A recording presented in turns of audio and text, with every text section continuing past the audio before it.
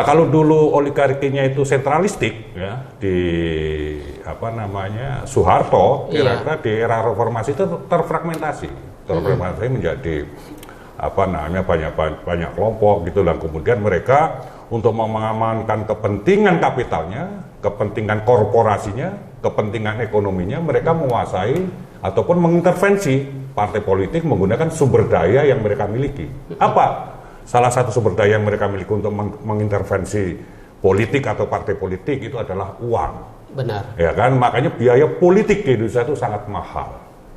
Rakyat mau ikut terlibat dalam partisipasi politik berat sekali. Benar. Ya kan, mau mendirikan partai politik itu kita harus lulus, ya kan, sebagai badan hukum di Kumham dengan persyaratan yang berat. Benar. Setelah kemudian lulus sebagai badan hukum partai politik untuk ikut pemilu harus melalui verifikasi administrasi dan faktual yang sangat berat. Setelah itu apa? Setelah itu kemudian kita setelah ikut menjadi peserta pemilu harus menghadapi screening yang dinamakan parliamentary threshold. Benar. Ya kan? Benar. Untuk menjadi presiden kita juga harus dibatasi oleh presidensial threshold.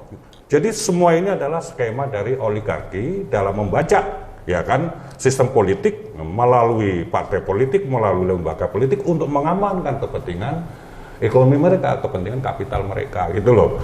Disitulah sebetulnya hubungan antara oligarki dengan politik, ya, dalam bentuk sistem politik maupun partai politik maupun kelembagaan politik dan keputusan-keputusan politik yang dihasilkan oleh proses politik seperti itu. Disitulah semua di bawah skema oligarki.